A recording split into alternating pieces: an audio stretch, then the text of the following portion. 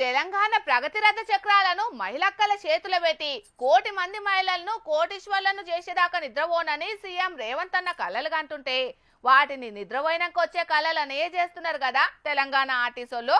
Parade ground లో meeting పెట్టి మహిళల శక్తి ఏందో దునియాకు చూపెడదామని సీఎం సార్ అంటుంటే దొక్క కొడితే గాని చాలు గాని ఆర్టీసీ బస్సులను అప్పచెప్పి అక్కల కండబలం ఏందో చూపెడతామంటున్నారు ఇట్లా.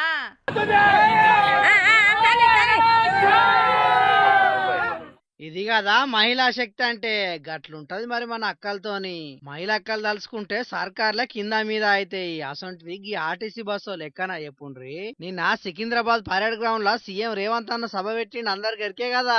ఆ మీటింగ్ కు నర్సంపేట డిపో బస్ వేసుకుని మహిళక్కలంతా బయలుదేరిర్రు.